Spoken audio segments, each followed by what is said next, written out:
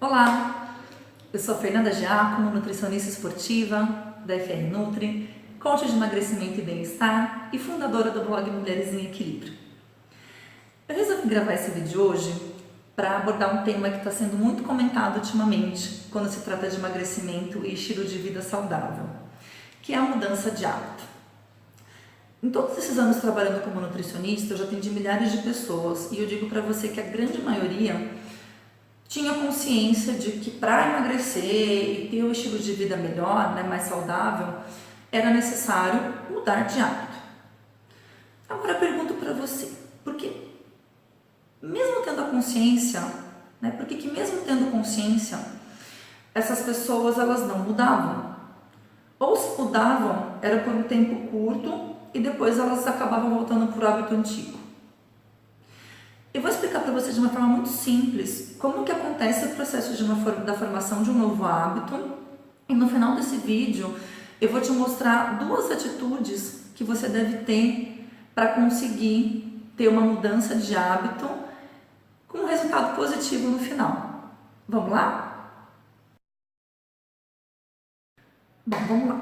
Então, tudo começa com a estrutura de pensamento do nosso cérebro, que se divide em dois sistemas. O sistema analítico, que é um sistema racional, é um sistema que consegue fazer uma coisa só de cada vez e que precisa de muita energia para executar essas ações. E nós temos também o sistema automático, que é um sistema que, como o próprio nome já diz, ele é mais instintivo, ele faz as ações de forma mais automática. E ele também é irracional e não precisa de muita energia, porque como as ações já estão automatizadas, ele poupa a energia do nosso cérebro. E o que acontece com o nosso cérebro? A principal ordem do nosso cérebro é o instinto de sobrevivência. Então, o nosso cérebro ele vai sempre fazer o que for melhor para a nossa sobrevivência, inclusive economizar energia. Então, o que ele puder fazer para não gastar energia ou gastar o mínimo possível, ele vai fazer. Por isso que a tendência é sempre a gente fazer as ações mais automatizadas, E toda vez que a gente faz uma ação nova, cria-se uma conexão entre os meus neurônios, uma conexão nervosa entre os meus neurônios. E essa conexão, ela é feita através de uma estrutura que chama bainha de mielina. E é essa bainha de mielina que faz com que os impulsos nervosos passem de um neurônio para o outro. E quanto mais grossa a minha bainha de mielina, mais rápido vai esse impulso nervoso e mais automatizado também. Ou seja, menos energia eu vou gastar. Então, um exemplo simples que eu dou para vocês em relação à parte de alimentação é sobre inclusão de refeições intermediárias entre as refeições principais.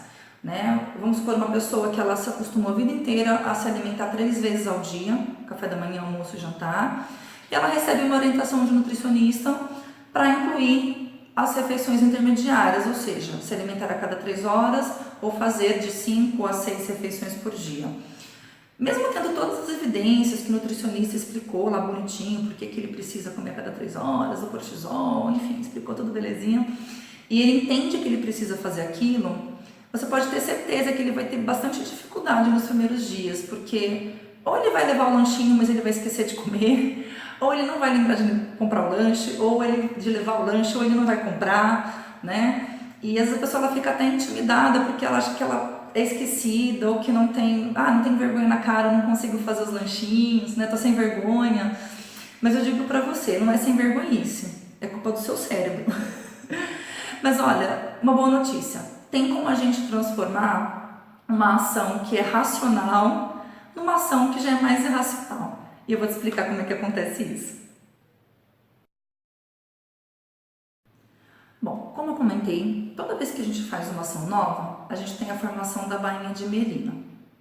Só que essa primeira ação nova, ela não é suficiente para transformar um pensamento que foi racional num pensamento irracional.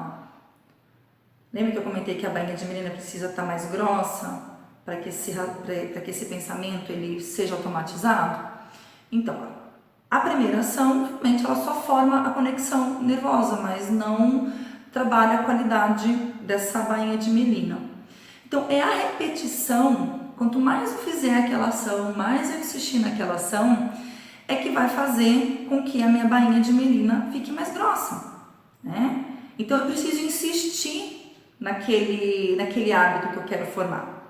Só assim que eu vou conseguir fazer com que a minha parte neurológica esteja apta para transformar essa ação em algo que seja feita de forma automatizada, de forma irracional, tá?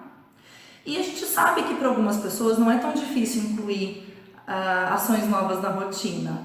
O desaprender algo é mais difícil, é mais complicado. Então, para isso é que eu preciso insistir.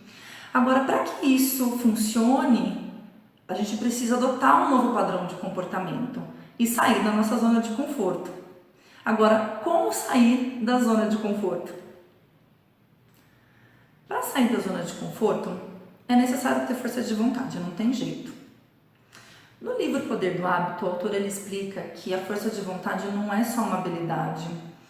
Ele explica que a força de vontade é como se fosse um músculo. Um músculo mesmo, né? E como qualquer músculo, se a gente trabalha ele demais, esforça ele demais, ele vai ficar cansado e com desgaste. É a mesma coisa com a nossa força de vontade. Se você passou o dia inteiro usando sua força de vontade para desempenhar tarefas desgastantes, né, no trabalho ou em casa, quando chegar no fim do dia você está esgotado. Aliás, você não, sua força de vontade está esgotada e você não vai conseguir fazer o que você se propôs a fazer. É por isso que muitas pessoas têm dificuldade de incluir ações novas na sua rotina, mesmo tendo consciência de que é para o bem delas.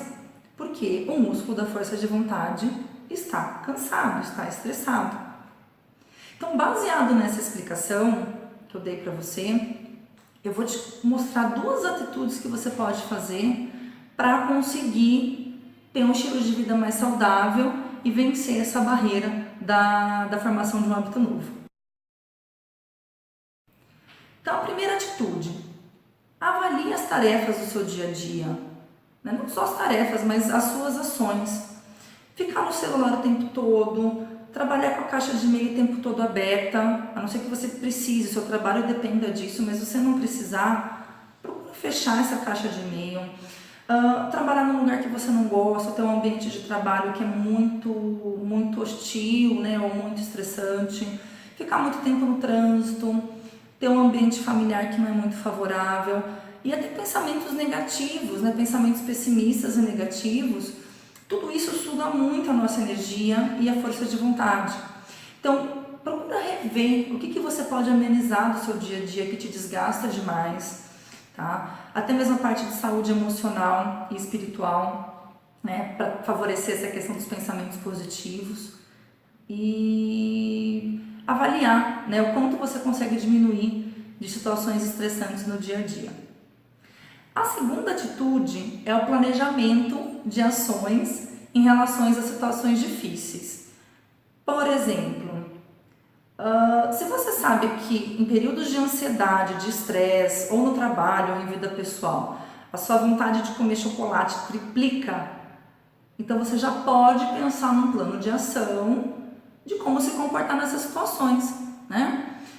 Todo mês tem fechamento na minha empresa e o departamento fica uma loucura, uma semana de estresse que eu compro barra de chocolate e como. Ok, então se você sabe que você age dessa forma, que você fica ansioso, não compra barra de chocolate.